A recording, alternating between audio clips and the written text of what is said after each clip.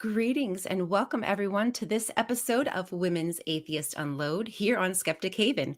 I am Ryan, former Jehovah's Witness, current weirdo, and today my co-host is Apostasy and our guest is comedian Cathe Boudreau. Roll footage. I don't ever slow up, no I don't take shit. I got no love for the fakeness. If you wanna play tough and wanna hate this, I'll always show up. I don't ever slow up, no I don't take shit. I got no love for the fakeness. If you wanna play tough and wanna hate this, I'll always show up and make a statement. I don't ever slow up, no I don't take shit. I got no love for the fakeness. If you wanna play tough and wanna hate this, I'll always show up and make a statement. Everything I do so instinctive and so passionate. Every word I move so descriptive like an adjective. I got a vendetta against people who patented being negative when you should be getting after it. Hey there, my fellow apostasy. Glad you're here with me today to host the show. Hi there. Welcome. And our guest today is Cathe Boudreau. I didn't even ask you if I'm saying your last name right, but I'm just going to pretend like I did. Just like an East Coaster, you did it just right. Boo isn't scare and dro isn't yo. Yeah, Boudreau. I love it. Well, welcome to the show. I am really interested in finding out what was the driving force for your book. You told me the title that it's Godless Grief. Correct. Godless Grief. I loved the sound. I love the sound of that. So I really need to click right there. See, it's right here. Yes. The book ends. The book ends, Cathe. So we'd like to know what is the. I love my ears. Hello. We're getting a little too excited here. We know that can happen on Skeptic Haven. Oh, and I just had coffee. Does the body good. So what made you want to write this book? Were you an author before? I've been published since I was 7. So that tells you how crazy I was at 7 years old. Oh, God. Yeah, I wrote for the Boston Herald American in Boston, Massachusetts. In Boston. In Boston. I haven't moved it. I don't know why.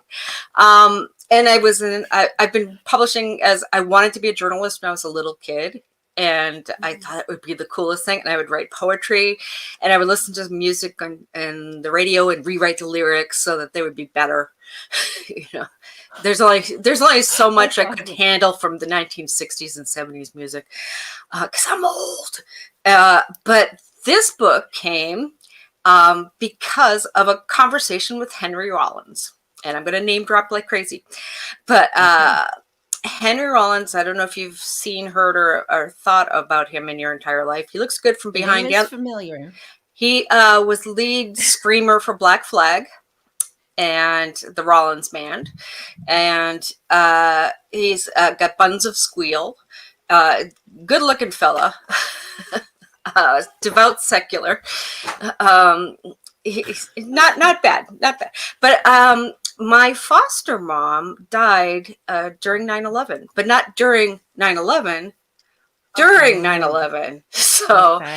So like the world, and the irony and the weird twist of this weird story that goes on for hours is that the short version is that I was supposed to be on one of the flights coming back from Boston that ended up in the Pentagon. So yeah, because I was going to go to LA. I was taking the cheap flights because she was sick. I was visiting her because she was sick. I ended up having to take her off life support. It was a whole big bad sad movie for that whole weekend. And I just couldn't deal, so I decided to leave early. So there's even been TV shows where they show plane tickets of people that didn't make the flights. And my plane ticket shows up every year on the Smithsonian special. And I keep looking where it is. That was a wedding ago and a husband ago. Actually, 2 husbands ago. Yeah. So anyway, who's counting? Yeah, I like cake. So that's a good reason. Good way to get cake. Go to the tastings; they're wonderful. Anyway, so too much of anything can be a bad thing, you know. Yeah, and husbands definitely on that too list. Too much husband. Yeah. So anyway, so I was like trying to deal with this fact that the whole world is grieving these 3,000 Americans or mixed country people. There wasn't just Americans. People forget that. Right. Yeah. A friend of mine from England's lost her whole family there too. Anyway, so long story. But so I wrote out of random lists, we were talking about parasocial things. I wrote randomly to Henry Rollins, who occasionally would write me back because he writes fans back, because he's one of those type of people. And I wrote back saying, I can't deal with this. I don't know what to do. Everybody's grieving. What do I do? And he wrote back, I'm a stranger. You have permission to grieve. Oh, it was the big wake up. Like, I have permission to grieve. I'm also an atheist. Here, you didn't know you needed. Yeah. Sometimes you just need that one person saying, dummy. So, but as an atheist, I looked everywhere for how do I handle this? And I couldn't find a single book by any atheists on. And I have atheist friends that write, Richard Dawkins, I'm going to name drop again, Penn Jillette, all these other people, Margaret Downey, and none of them have written anything like this. So I said, well, I guess it's up to me. So I did. And I interviewed everybody from Amazing Randy to Richard Dawkins to Penn to, all these people that you would name famous atheists in history, those people. And I got but no resources really. There were none. So I just accumulated a ton of resources. I talked to people that ran funeral homes. I talked to people from different countries who had different rituals and how they identified them with say you were a Buddhist and you wanted to mourn somebody, what would you do? If you were somebody who owned a pet cemetery, I talked to somebody who owned a pet cemetery. What do people do? And I just interviewed all these people and I got all these stories and I put them all together, and that's what God's Grief became. And it sold. My agent loved it. She sold it, and it sold to a organization that wanted me to rewrite it for Catholics. So we had a big, we almost did a lawsuit, but they ended up paying me to get out of the contract, and I ended up publishing it on Amazon. So there it is. So you find yourself grieving a loss, while a huge loss, mind you. I mean, everybody went through this, not just me. Everybody went through 9/11. No, right. Yeah. But at the same time, what do you do? Grieving something super personal to you, and it's like you kind of feel you felt at the time a little bit like, who do I reach out to when the whole exactly world is and then mourning, and the there's biggest no resources and the biggest story came out. Do you remember in Virginia there was the shooting with all these students that happened? I know there's so many shootings now. I Thanks was just everybody going who to has say guns. there's been so many. I do have so many trouble school shootings, but there was a Virginia Tech recalling. shooting, and a lot of these students came to me because of that. And that was during the publishing of Godless Grief. And but it was also multiple cultural students talking to me saying, we don't have a resource. What do we do? I'm like, okay. So I became a grief person for a while. And wow. Yeah. And I got to hear so many stories about, just the saddest things. People come up to me and say, hey, guess what happened to me? My mom just died. I have cancer. I'm getting old. I'm going through menopause. My dad has big balls and he doesn't know what to do with them. All these sad stories you hear. Is big balls sad? I guess that could be bad. What? Yeah, what's the grief? 6 of one, half a 10 on the other. I don't. Okay. Baker's dozen. Yeah, exactly. I mean, everybody has and that's another thing I talk about in the book, is everybody has a reason to feel sad about something that other people just don't get. And this is, regardless of if you're grieving a death, my dog is barking in the background. You can, anything in life that's personal to you that you've lost and gets taken away, whether it be a job, a marriage, a paycheck, your ability to live in this world right now where we have so many people living in cars. So many people are grieving so much loss right now. Much right? COVID. Of just basic necessities. Being around the orange platoon. Yeah, those people. I mean, there's so much. We lost sanity. The country, we're losing this, America, we're losing this. But everybody has something that they feel attached to. And everybody feels something worse when it gets taken away. And what do you do when other people don't know how to handle you dealing with loss? And I deal with that too. Wow. That's a lot. That's a big chunk. That's a lot. You've done a lot of research, I would say, just from the fact that we were. Cacalord, yes. May I ask, what do you ask a mortician? Did you ask? You know what? morticians questions? There's somebody who's wonderful, and you probably, if you haven't had her on the show, you probably should. Caitlin Doty, who she does a podcast called Ask a Mortician. It's on Patreon. It's on YouTube. Okay. And she's wonderful. I follow some morticians on like TikTok and whatnot. I find it very interesting. Just talking to her for 5 minutes made me want to go in. I want to do makeup for dead people. That would be fun. Yes. I wanted to too. So excited. I did. You and me, It's hard we got to find real jobs. talk. It's hard to find jobs. It is. That is like a really hard. It's a hard field to break into. Somebody literally has to die for you to break into that field. It's so And then they need their makeup once you're done. in that position. Exactly. And now they're with easy money. They don't want to leave. Why would you when you get paid lots of money just to do sure. one or two And if it's people union, right? yeah. Who's going to complain about their makeup when they're dead? I know, right? Oh, you would not. Oh, you would not believe. You put But the lipstick on families- Aunt Gertie's teeth. What? That's true. Yeah. Eyebrows My are mom uneven. She wasn't white. Yeah, no, please don't. Not too much bronzer. It's cultural appropriation. You don't want to put too much bronzer. It's Exactly. important I to could do have the sworn he color. had a black eye. Wait, did you get rid of that little birthmark that was shaped like? Never mind. No, but there is those kind of things that people. So, what do you ask? Like, what kind of questions were you So, asking? The type of literally.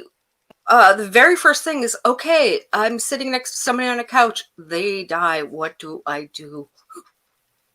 What do I do? What's the first thing you do besides sit there and cry and, oh my God, I just lost somebody. Yeah. First thing you do is, do you call the police? Do you call a hospital? What do you do? So I go through little steps of that. And the very first answer I got back was, you better check they're dead. So, okay. That's a good answer. That's to be Never fair. thought That's about it that something that way. I always say in the movies. Don't we always say that when we're watching the movies? Make sure they're dead. Double tap. Yeah, Exactly. Double tap. Yeah. Especially the bad guy. They're never. Are you so sure? Yeah. Maybe they just have a little gas. Just pat them on the back. Exactly. Or worse, if they've been dead for a little bit and they have the muscle twitches. And you think there might still be hope. Right. No, that's a muscle twitch, honey. Yeah. And he just did you the sit straight up. There's a lot that can happen. I sat in the morgue in Las Vegas where I wrote this book, and because I was working in one of my many worlds, I train rats and do all that. But one of the things I was doing at the time is I was writing music with an ex-mortician, an coroner in Vegas. And so I went to the see what that whole world was about, because they still have bodies from the 70s they haven't identified sitting in Vegas in the morgue there. They for like cold cases. Yeah, for cold cases, they DNA test them. Yeah, now I guess they're DNA testing. Literally. Quite literally. So anyway, so I sat in there and I just saw what they did. And to see the respect somebody takes for a human being when they don't know what their story is, they don't know anything about their politics, their religion, their whatever, and you just see them as human beings. And that's another thing I was talking about in the book. It's like, you're just a person. You're not a label. You're not you don't have a voice. People that don't know you are going to be. Like I'm donating part of my, because I have a genetic disease. I'm donating part of my organs to Stanford University. Yeah, okay. And the rest is going to get. Well, the rest is going to be put into a tree, which I love. I love it. I'm jealous. I really kind of. I've been thinking about There's a whole doing story. that. Yeah. I've been thinking about doing. I definitely want to do like the diamond. You can get pressed into a diamond. You can be put into coral. You can. There's so many things they do with bodies now. I've looked into the whole diamond thing. Yeah, there's a company in Chicago that will put your ashes into a stone. Yep. Yeah. So it's amazing what they can do. But writing the book, I'm like, people are telling me all these death stories and what they've done with their bodies, and grandma's in the backyard right now. She's now, making daisies, and that's so nice. Can I ask you a question about that? Yes. I just know from please don't. No, go ahead. Just from speaking from experience, that sometimes, like doing these shows, like it's a possibility that somebody says something that triggers something, Yeah. that maybe I've had. So sometimes, even though I do love trauma bonding, there's times where something is said that kind of takes me back to a place where I wasn't really expecting to be. So how was that for you? Like, while you're trying to grieve and, doing all this stuff and writing this book, you're also being faced with other, like, that's also heavy too. How was that? Now, here's where the other part of me comes into play. I've been doing stand-up since 1981, so way before either one of you were born.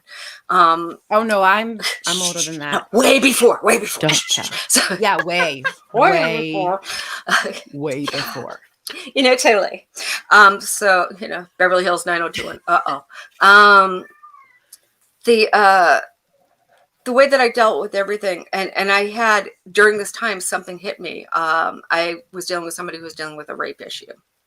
Trigger warning for anybody listening. And he, not she, he had been molested in the military. And I also had been molested in the military, but I never talked to any other human being about this except for one person. And that was the person that had started the whole event that happened. And it was so bad that my divorce happened. I mean, that's part of why I got divorced, is that I had to confront that whole world. So as a comedian, I realized I can help make the pain funny. So I started a company called Comedial Therapy, which I went into Dana-Farber Cancer Institute and a few other places where people were just dealing with heavy crap all day long. And, how do you deal with a family who doesn't want to talk about the fact that you're going to be calling a mortician and saying, look, I'm setting up my funeral expenses now, so you don't have to deal with this. I mean, how do you deal with a family that doesn't want to deal with you dealing with that? So, which is another thing. Or how do you deal with a family that my 16-year-old kid has been raped? What do I do with it? My 17-year-old son has died in a motorcycle accident. What do I do with it? I mean, all these things were really hitting me hard, but I just pulled it into comedy. And I've discovered there's other other people out there doing that. There's a company of people in Toronto and British Columbia who do rape stories. Hilarious rape stories, and I know that sounds weird, but that's how they dealt with them. But if for some people, like, if that, like, maybe not for me, but if that is if that helps you get through something super painful, then and what can I say about it? Comedial therapy is great because a lot of the people that work together on those stories work in their own space, so they're not talking to the public; they're talking to other people who've gone through it. And like the rape shows, I don't know how else to put it, but the rape shows, what do you call that? I don't remember the exact name of the company, but I think it's called like Rape Awareness or some rapey name, which sounds awful. Especially in this day and age when you can't even say the word without getting but they would get packed. People would show up to these shows and they'd sell out every single show. I'll send you guys the links eventually. Once I pick it up. British Columbia, so I'm curious. There's a woman in BC that's really wonderful who does these things, and she's she's really wonderful. So but just dealing with the fact that they have this whole comment, whoever they are, comedy just comes from pain. Robin Williams even killed himself, man. Yeah, well, Robin Williams was dealing with medication that wasn't sitting right with his chemicals, and that poor guy needed a little more help, a little different kind of help than what he was getting. The medication was wrong, and that's what wiped him out. What a beautiful man, a beautiful human, and such. I love him. Yes. He was. I have tons. He's a name dropper. I can name for 100 He's a very admirable person. I sometimes just listen to his comedy. Like, he's very, and I feel so dumb. I can't remember the guy. George Carlin. Yep. They're not the same. But they both spoke about. They speak universal truths to Universal everybody. truth. Boom, Yep. boom, boom, boom. Both Yep. amazing comedians. Yes, Yep. rest in power. Mhm. Yep. Yep. And Kelly Carlin, Georgia's daughter, a good friend of mine, comedian as well as psychologist, she deals with people with therapy who are going through things, and she also, brings a sense of humor out of people, or brings in the sense of self, Yeah. which I think is more important than the sense of humor. In myself, it's comedy. In yourself, it might be knitting. Whatever it is that it's in Right, yourself. yeah. So finding I love somebody's that. voice is a really big thing when you're dealing So with stuff. so just because you're saying like how important comedy is to you, just for grieving, whatnot, was it Yes. something that you had always wanted to do? Like, were you growing up like, I want to be a comedian, or did this just kind of like a natural thing? You realize like, I'm funny as shit, motherfuckers. Like, Oh, I never thought. My dad is the funniest person on the planet, and you can't say anything without him just like boom, boom, boom, boom, zing, right? witty. I love that witty response. Yeah. We right? have two types of asses in my family: smart ass and big ass. I had to figure out which one of those two I got. I got both. I have both. Yeah. So, and I come from a culturally Italian background, so big family, everybody's talking when they're all around each other, everybody has to Right. get a word in edgewise, A lot everybody's going word on has at to be one time. bigger. Yeah. And nobody at the end of the day talks to each other. It's like we only talk to each other when we're at the table. Nobody talks to Yeah. each other outside of the table. But when I was in high school, I started doing theater. I started doing, acting and getting on stage, and I started saying all the stuff that I was thinking, and all of the people would start cracking up. And I ended up working for a theater in Boston that had a comedy club. And Dennis Leary was the main host for the comedy club. Okay. So he said to me, "Look, jailbait. You can get on stage for every minute you get on stage and make people laugh, I'll give you $1." I said, "Okay." He said, "You think this is easy? You go ahead." So $10 later, he had to tap me out and say enough. and I was 16, and then I started doing stand up. My very first day was when I was like the 3 days after my 16th birthday, and I wasn't allowed in the club, so we had kind of sneak that by, but Stop. Oh, I love it. Oh, I love that. That's awesome. yeah. That's So and then I cool. joined Second City, and I ended up doing improv forever, and I You love went in Second City. I love Nice. Second City. And then I did comedy sports in Detroit. Yeah, Second City is That's wonderful super because it cool. teaches you Yeah. how to think on your feet, and then Teams be in the present, alone. which is Right. huge. Yeah, you have It's to be in really- the present, and everybody's with you. It's not like, am I stuck in here by myself like I am in stand-up? Yeah. Oh no. Yeah. Yeah. I mean, when it's bad, like it's like I've seen some like just terrible, but when it's good and the people are Oh, you just could see crappy riffing, improv. right. Anything can be crappy, but like when it's I've seen Wayne good, Brady bite it. So, and a very funny person, but it can happen to anybody. Everybody. But yeah, when I've it's seen on George point, it's on Carlin point. yeah. Really? Oh, Yeah. oopsie. Yeah. Because here's the thing. Our comedy is consistent, but the world changes. So you got to always be in the present and always pay attention to your audience. Otherwise, you never know what you're going to get for a response. So Yeah, that makes sense. So you also Do you have a? Oh, go. You asked state apostasy. Oh. I've been asking too many questions. It's okay. I was just going to ask, do you have a certain comedian that you are inspired by, that you looked up to, that? there's two women that I adore and I will always love: Moms Mabley and Phyllis Diller. Those two women were so intelligent, so ahead of their time for so many reasons. I think I dress like Phyllis Diller. Not today. I think I But get Jen- married like Phyllis Diller. So, I know I laughed like I did. I tried to meet her 11 times, and to the point where I literally was on her front door the day she died.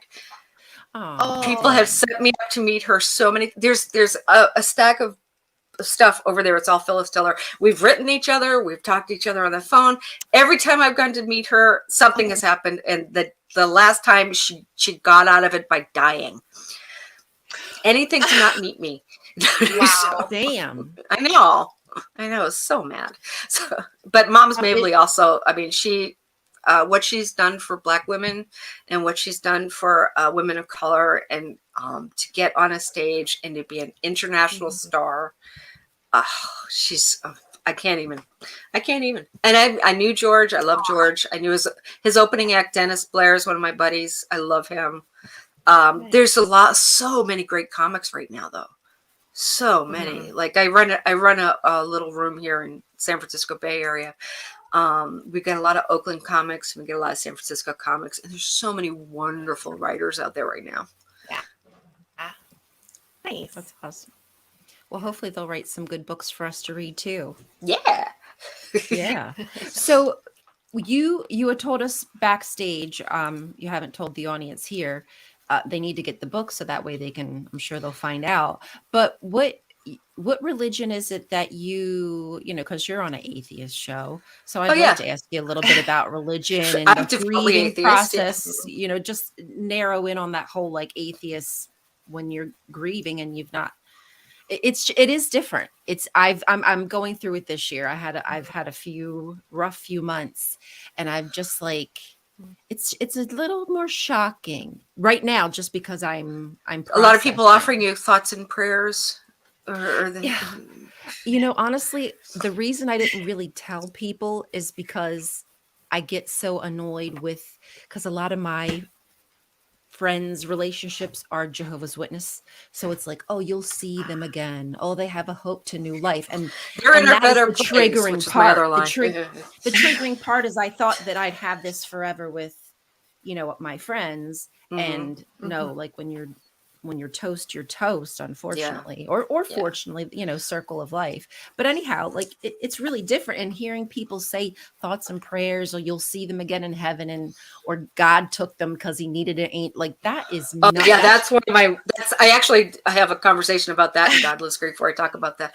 Good. There is people can only give you what they have the ability to understand. So.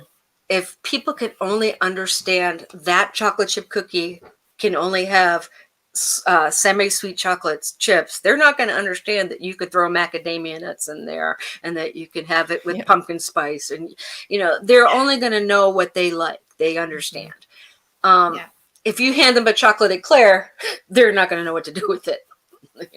That's not an eclair cookie. But so I look at it this way. If they can only give me that, they're trying to be nice to me in the only way they know how. It's like asking a baby to show me how to dance like Nureyev. Yeah. So you can't dance like Nureyev or, you know, Twyla Tharp if you're still learning how to crawl. And if those people are still crawling, you're right. That's all they can give you. They can only give you crayons. They can't give you magic markers, you know. But the way to respond to them, you can make it worse on yourself by getting angry at them. With anger there's two emotions that I believe are completely self perpetuating: anger and jealousy. So you feed your own anger. Nobody else feels that anger but you. Nobody else feels jealousy but you. You know, you feel happiness. People around you are going to know you're happy because the happiness kind of goes on the outside. But anger is an internal self-feeding emotion, and you have the choice to feed that emotion, or you could say, you know what, my emotion's full right now. It doesn't need that extra stuff. Right. So when I have one of the things that really bothers me is deeply is this whole NRA thing with how they've taken over our country and basically put AR-15s. I'm ex-Navy. They put military weapons in people's hands and call it okay. For what? I love it. It's you know, it might be okay for you to have them as a collection. Fine if you're a collector, but if you're out there shooting things, you're just playing video games with real life toys. 100%. Yeah. So I'm glad we're sorry I said it. I believe it. You know, I'm not sorry either, and I'm never going to apologize for my feeling on this. But if I'm sitting in a conversation, or if I'm doing a comedy event and there's 10 NRA guys, staring me down because they're going to be like, you think this, you're a bad person. I have to look at them and go, you just know how to use crayons. That's it. Yeah. You don't know, Right. you don't know how to think. You've not you grown don't, there's beyond, no yeah. critical thinking in your head. No, it makes sense. It does make Yeah. sense. I don't know apostasy, but just from having an online presence, like making videos on TikTok, and people can do video responses to. So sometimes I have There's some mean folk. maybe, yeah, and I sometimes have maybe an off the cuff opinion. I understand that it can get under people's, behind people's butts, but a lot of times their replies are so. I don't want to say beneath me. That's not what I'm. I feel like they're just taking it so literal, like Right. obviously Misguided. Yeah, I can't. I You just don't feel have like I time for can't- that. I don't have the energy. I don't have the No. energy to try to educate you. I don't think you. And 'cause that's why obviously if you Twitter and all, listened- I mean, every piece of social media is popular because it's easier to make. One of my t-shirts I used to sell was "Stupid is louder than smart." Because That's pretty good. it's sad, It makes but true. It's so much It easier to makes say something stupid and then everybody will repeat it and it becomes the only thing you hear. Exactly. Like you hear about Kanye West every day of the week, and you hear about Greta Thunberg, Greta, once every few weeks, maybe. Right, someone who's trying to save the planet. Yeah, and- stupid yeah, is smarter right. than. Yeah. Stupid is louder than smart. So you're always going to hear the I'm stupid. hoping like the revolution going on in Iran right now is gonna help people keep that. I just hope Yes. people keep talking about it. We're in the middle of the because huge revolution of our own. This whole world is twisting sideways. the whole world feels And like social media they're is unsettled. and this is my belief on that, because I'm now aware that somebody in Korea thinks this, as opposed to what I wonder what somebody in Korea thinks. I actually can talk to somebody in Korea now. Right. There's I can talk to guessing. somebody in We India know. now. Nobody's going to say, "Oh, India is a third world country." Really? Have you looked at these people in Mumbai? I don't think so. It looks just like San Francisco. Yeah. Yep. Dan D says, if you can't be right, be wrong at the top of your voice. And that really, I don't want to say all That Christians, explains but an generally entire Christians Christian. are they're very loud right now. Well, this Christian And- nationalist movement is really annoying because, It's again, a supremacist movement. It's the basically press supremacy. will eat it up because the anger it gets brings more viewers, and the viewers love Yeah. to, the viewers mean money. The So- righteous anger. They have Yes. this God's judgment behind them. They have a new their own. Did they write their own constitution? Or I don't know, something but like that? yeah. I think that's Mike Flynn's thing is that he's writing the whole new. He and Steve Bannon want to rewrite a whole new constitution based on Christian values. I was one of the weirdest things somebody said to. I'm sorry, I'm interrupting. One of the weirdest things somebody said to me, Posti, is that I was a pretty good Christian for an atheist, and I didn't know what to say to that one. Wow. I mean, but I find myself more, I don't know what it is, and maybe it's just me, but I find myself more on top of who I am and what I think and what I do now because I'm more aware and more educated on things than I've ever been. Like, I don't want to be hard on myself, like, oh, you piece of shit. But I'm like, you know what? That is a good piece of information. It might be different than what I'm used to hearing, but I could probably chew on that. And maybe there's some, I'm trying to see things. That's because you have critical thinking skills. Yeah, but I did not. Yes. I used to be that person, which is really difficult. What is that like? Because I used- don't know what that's like. I mean, I was that way for about 4 minutes of my life when I was a Girl, teenager. When I You're was so just lucky. Yes, you are so like I'm envious, honestly. Do you know what the hardest thing to do is to walk away from something that everybody else believes? The hardest thing to do. Everybody in your group, your world, believes something. It is so hard to walk away from that too. Right. That takes a lot of courage.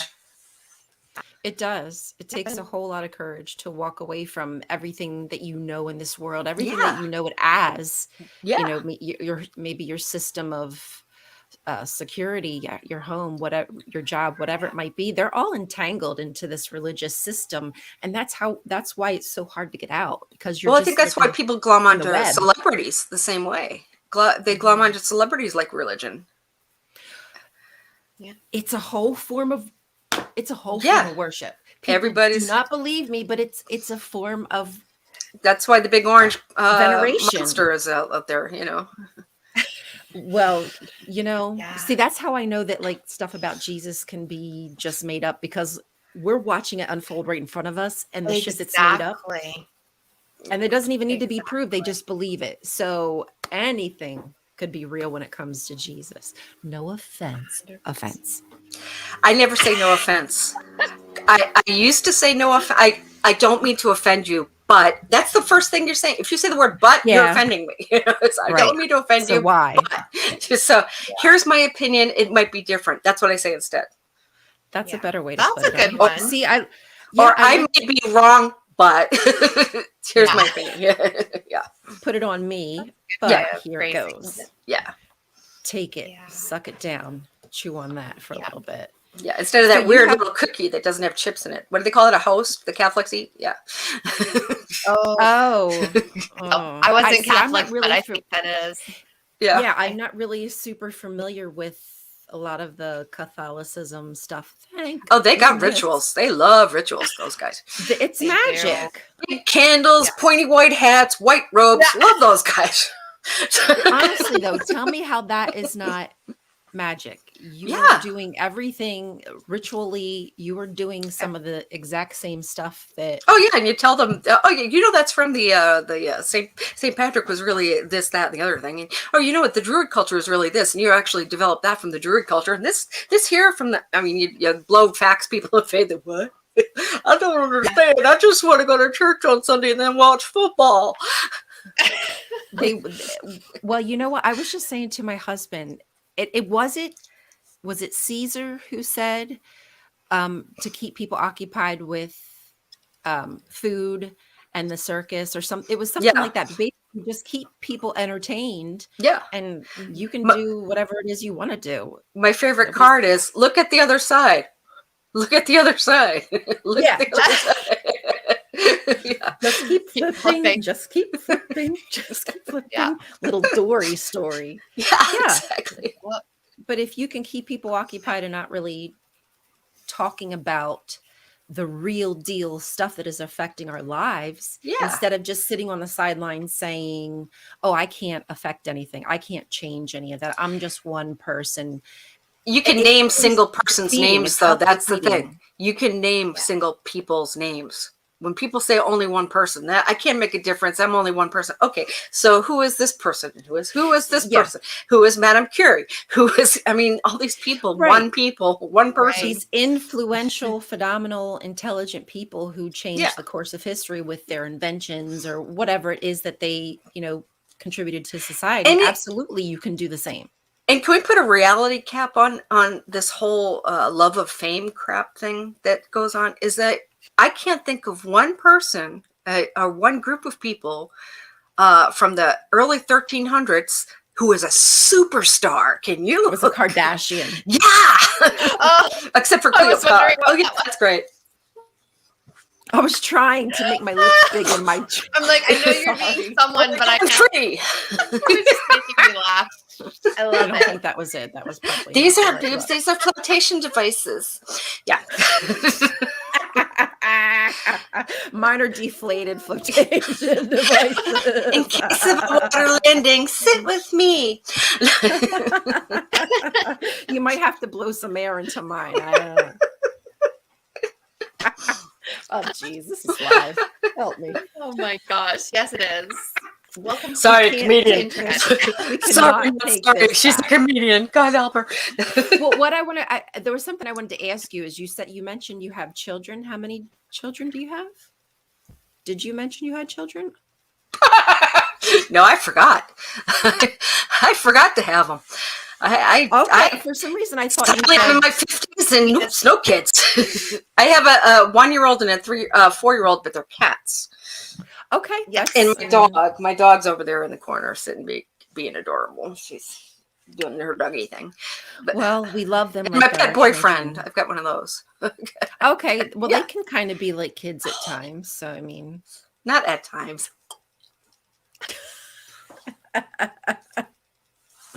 Oh dear. So are you close with, do you have brothers and sisters? Do you have, how's your family feel about like all Oh, your books? well, what's great is that You got a busy life. you're gonna love this. My sister's Wiccan, so Nice. That's awesome. so she understands the world on an apothecarial level. Everything to her is like like so medicines, and the idea that if you're around somebody with good energy, you're going to have good energy type of thing. I have a Muslim boyfriend. I have Oh wow. yeah. So he's a practicing. Yeah. So, awesome. so it's like, that's his world. Right. It's like, I don't have to walk into that. It's just his world. So no, I think that's awesome that he does. I think that's great that he's doesn't care. Yeah. And he's fine with being it's atheist. Otherwise, yes, we're on year 3 now, so we're doing okay. Awesome. So, and then, I mean, my dad is agnostic. He claims he's agnostic. I had a stepbrother commit suicide when he was 18. So I think that's when my dad gave up his Catholic mantle and stopped being the Catholic boy. Okay, so he was Catholic and also, but kind of went agnostic. Yeah, I'm kind of like his phrasing is that. Yeah, in his phrasing, it was, if a God could let a kid that age die, there's no God. That was his thinking. But everybody else kind of just loves their. I see people tell me what they are or what they aren't by labeling themselves, but I don't see them respond by actually doing the acts of that person, like going to a mosque or going to a temple or going to a church, and then I see them just being themselves. Yeah. So that's the person I get to know. Is it personally insulting to me that the rest of the world isn't secular? I think the world would be boring if everybody was just like me. But I understand where rituals come from. That's the difference. Right. As opposed to me being like, say, if I was a happy tappy Jesus humper or thumper, whatever. Going around going, here's my Bible. I read this book. Look, I can rape people. I've never heard that one. Well, it says right there in Leviticus, I can rape everywhere. Look, rape, right there in the Bible. Incest. But I mean, yes, lots of incest. Incest, rape. Yes, lots of Adam and Eve. I still think it should have been Adam and Steve. That would have been a much better book, and the ending would have rocked. So, that would have been dope. So, Pump that day, Cat. Pump that day, Cat. Oh boy, I love it. Oh, sorry, Ryan visuals. Thank you, Ryan. You're welcome for the visuals. My pleasure. Everybody sing along. Yes, come with me, humping Jesus. As I'm listening to Pearl Jam back there, it must be Eddie Vedder's. Jesus. Okay. My Acadian flags. Oh man, that man. I do him in front of his wife. Anyway, so kidding. I do him behind the drum like everybody else. So kidding in front of his kids. Kidding. No. Am I? No. No. Never touch anybody else's dad. That's just weird. Okay. Yeah, or other people's hubbies. Yeah. Hey, no, that's a religion I can't get into either. Yeah, that's one of those sister wives, brother wives things I just don't tap into either. A lot of things can make you feel that way. Yeah. Trauma. Yeah. Well, speaking of trauma, I'm guessing that you I'm assuming that trauma is I talk kind a of lot. A factor for your comedy. I mean, has that been? It's quite a bit. I have a very spontaneous stand-up thing. I have pre-written stuff like every comic does, but mostly I tend to hang out with the audience before a show. A lot of times they don't know that I'm one of them. So you get the good. And I do. I sit in the bathroom a little extra longer and get all the gossip. Train tampons underneath the thing to get to know my best friend. I just met you, but you have the exact I same need the perfume cup. that my aunt. Yes, right. You need exactly. to dangle the cup for me. Well, I'm postmenopausal. I'm so out of that world, but I'm granny age. Dear. So, but anyway, I literally change my show based on my audiences everywhere I go. I love that. I love how just fancy free you are with it. That's the improv training, though. That's the Second City Yeah. training. So, but there's a lot of us that do that. Just like the way that you kind of told us about your life, I almost feel like your life is magical in that sense too. That you just kind of like wherever my foster you go, mom you're had gonna a- make it work. That my foster mom had a very insightful thing to say to me when I was 12, and she said that whatever I see you do, you're always in survival mode. Well, that's And not necessarily. No, listen. But when I was 12, she said that to me. Now, that sat with me. I'm now 58 years old. So, from something that somebody said to me, first of all, that put on me that the onus of everything you say to any child matters. It does stick with them. No matter what it is. Right. Good, bad, or ugly. And that I am going to be a survivor. And that's what I heard out of that comment. I'm going to be a survivor. No matter what happens, I'm going to be a survivor. So no matter what kept flying in my face, and we're talking rapes, we're talking, divorces, we're talking, major illnesses. We're talking also, I went from being a size 2 skinny bitch to this. And I had to grieve the fact that my body changed. When you go big is beautiful. Big is beautiful. Thank you. All body types I'm learning are that. beautiful. Thank you. Yeah. I don't shame it's hard anybody, because of society. Yes. We can't help it. It's what society or just big. Well, I used to always hang out. Maybe not society as much. Most of my women friends are Black women because there is that whole thing of women are women, not women have to be skinny looking like a little boy. Right. Which right, I because love. you realize when it gets down to the get down, that's what's important. Exactly. When you've lost family members and generations of people, like, our Jewish friends and you start to realize what's really important. Putting away like the dumb BS is just one death in your family and you suddenly realize, oh, that crap doesn't matter. Right. There's bigger shit. Yeah. We only get one life. Am I really going to spend like the next week pissed off about something somebody said on? And again, that becomes self-fulfilling anger. However. Yeah. It's a bit. There's so much involved with. It's like this big circle that you're just trying to decipher. I mean, you probably have been through it just since you've already. I don't even know if you had to deconstruct. Did you even need to deconstruct, or was it just like, this doesn't work and I'm done with religion? Oh no, I had to realize that my family might not accept me for who I was, just as if I was coming out of the closet. Yes. And it becomes just. It is just like coming out of the closet in some ways. Yeah. In some ways, yeah, because everything you've identified your whole life suddenly becomes something else. And you say to your dad, who my dad is the closest one of my family, so I bring him up often. He's also the one with the biggest mouth. Gee, Dad, I'm not going to go to church with you on that wedding or whatever. I don't do churches. I might burn up in flames, and the planes might land on us. So, but to have him say to me, "Yeah, okay, I love you," huge. I was 15, I think, when I said that to him. Wow. Well, did your dad ever remarry, or is he? My dad and I are in competition to see who can have the best wedding. Okay. He's done with 3. He's just turned 80 and he stopped at 3. But there's been a little.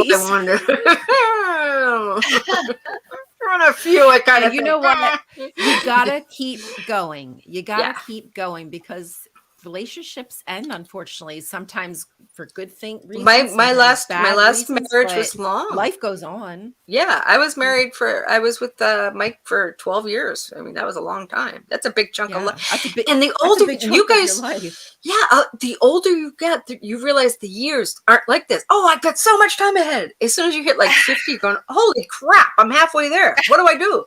Right. How do I want to spend my time? Yeah. Like how much time am I willing to waste on bullshit? Because I can tell you, I don't know about you, apostasy, but I wasted so much of my life on religious bullshit drama just because I thought I was supposed to feel guilty about Well, it was 38 Something. years for me, so 38. yeah, I was That is a 40 full something lifetime. for me. that's Oh a my long 40. time. Yeah, So you 40 guys years are for still me. newbies. Yeah. Yeah, I just started 2 years with Welcome to the COVID. club. Oh I yeah. know. Okay, so Bring you're me in, 2 years. bring me in. I'm approaching my 1 year next Happy month. anniversary. Oh yeah, you're still new. Thank Apostasy. you. So what I'm things just a have been, year more than you. I'm 2. what things have thrown you? Congratulations. That's fabulous. Thank you. But what things have surprised you? I always wanted to ask that for somebody who's new to being, aware that there's life What outside. hasn't surprised me? Oh man, everything. I think just how happy I am. And Yes. yeah, how happy Freedom and tastes freedom. so good. Was religion very judgmental to you? Because I Oh, always yeah, thought of and- religion as self-judgmental. That's why I Yes. look at religion. I hated myself. I was very self-critical, very Mhm, self-critical mhm. and critical of others without really thinking I was critical of others. Now I look back and Yeah. I'm like, oh my goodness, I was very critical. And You don't even know yeah. you're being critical because you're taught you're not. Because you're supposed Exactly. to judge Oh, we people if they're not The having a college of good relationship versus with evil. God. Because you're judging Totally. people on at least in our religion, Jehovah's Witness, you judge people based on their relationship with Jehovah Oh, yeah. God. Yeah. Even though they tell you it's your own person, you have to make you have to make it your own truth, your Yes. personal. But Yes. meanwhile, everybody's going, well, why aren't you out in field service? Well, why haven't you come to meetings? Why haven't you done A, Judge, B, and judge, C? judge, judge, judge, Yeah. judge, judge. So it's so Yeah. it's so freeing to not So- have people. What was the first thing you did to break that wall? Oh gosh, me was research.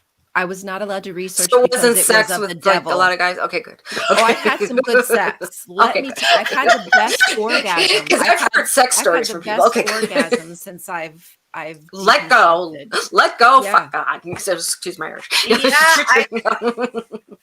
Yeah. Yeah. That's, Yeah. I mean, I'm happily married. That hasn't changed, but I mean, it's been. Now, is your husband? Are your husbands still in religion or no? No, My no. husband was never religious. No, my Praise husband was Jesus. never really either. He kind of went along with it for me. And then when I told him, he was like, yeah, I don't think you're wrong. And he was very supportive. And we've had we've had the best conversations. That must have been Awesome. amazing. No, I'm so fascinated. I'm like, what? No. Well, because there's so many people. I've watched so many friends of mine who have come out of the closet, and then just a couple months later to a year, I know of 3 people offhand who've their relationships right in front of us after they came out. They broke down. I think because once you come past that, like you were saying, once you break through that barrier, Yeah. you just see things. You see things so much differently. At least I do. And I know I'm just learning who I am as a person. I have no idea how I like to dress, how I like to do, like what I like to do That's with my free exciting. time. It's so exciting. It's super exciting. So tell me about this. I want to hear all about this. So you just interviewee becomes the interviewer. So you sit down. Well, that's the other thing. I'm starting a new channel called Antisocial. Am I wrong with Antisocial? And I'm antisocial. We'll come on anytime. You just let You're us know, always honey. welcome. Oh, darling, we can talk. I am a very East Coast character in this thing. But when you sat down and said, you know what, this is not me anymore. What was the key thing that made you go, nah, I'm done? For me, it was finding out that the whole religion was hiding pedophilia.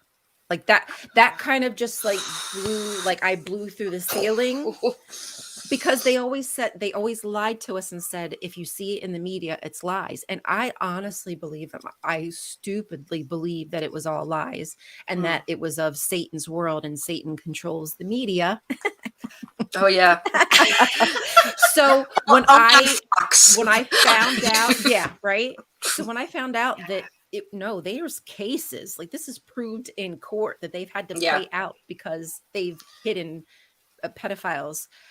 And it's been going on for thousands of years. Yes. And I can't believe I was so I was like, wow, I trusted these people. Like it messed with my trust. Like there's so many things I've got to, and the critical thinking, I never knew how to critical think.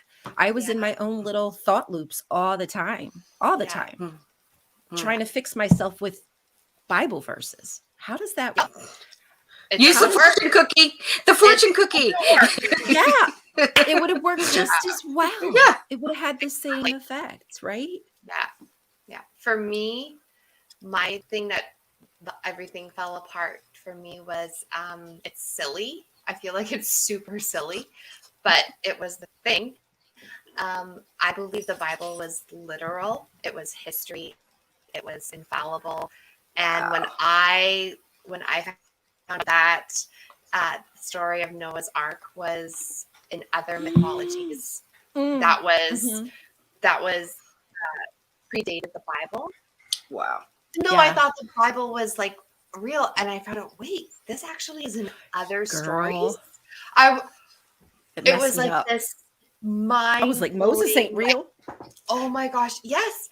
And then I was reading something on Reddit, and someone Reddit's a wake up call for lots of people. Oh my god, yes, that really careful on Reddit, y'all. Yeah. Trigger warning for Reddit. It was awesome. You're gonna find. If you want to find shit, you're gonna find shit. Yeah, and then this is another thing that was so ridiculous. I could have found that on my own years ago, but someone was saying that they had the same kind of moment in medical school or something, college. Men and women For some reason, I'm losing you a little, Stacy. Oh, there we go. That's better. Okay, now I can hear you. There we go. They know men and women have the same amount of ribs, and When our brain isn't 10% smaller. Eve came from Adam's rib, right? Sure. The women had one less rib than a man. And I remember just reading that in my heart. Wow. Thanks, Diane. Those two things. Yeah, thank you. Those two things. Yeah. I was like, I gotta know more. They're pretty soul shaking when you've been taught something about your physical body that is not true. Yeah. Because the JWs taught us that our brain was 10% smaller than men's. Like, wow. Like, they told you that? I never heard that. Yeah. Yeah.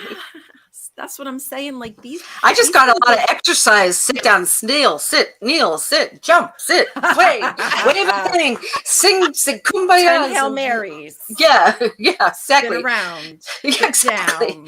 Exactly. Put your left foot in and then put your left foot out. And the weirdest people trying to sing things and calling it soul music. No. Right.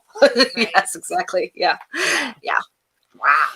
So we are, I'm sorry, I do just want to let everybody know we're coming up to our 1 hour mark. If anybody in the audience has any questions, the time is now to get them out. Cathe, I would like to ask you before we go. I slightly religious at one point for about an hour and a half, former to free ex-Jew. I was religious for about, I in my Navy years, I can say I went to Catholic church a lot because it was a way to get out of duty. But seriously, Oh man. But when I was a teenager, I really was, in a creative in the arts, and we were the Breakfast Club. I was the Ali Sheedy character in the Breakfast Club. That was me. Yeah. And I'm still doing this with my hair.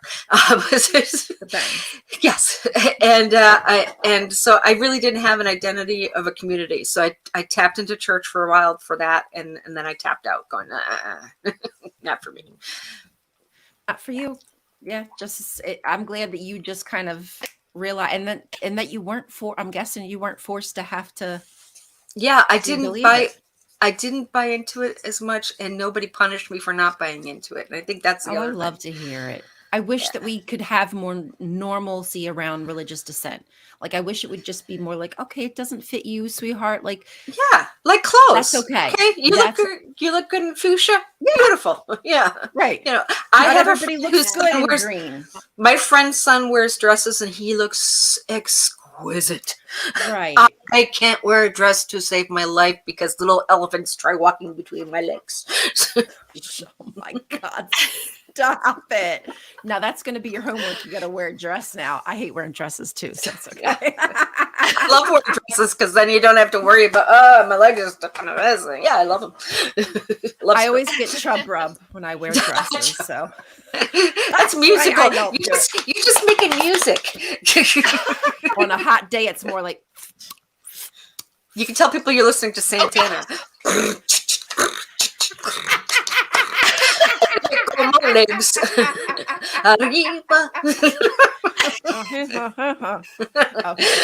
Okay. Anyhow, y'all.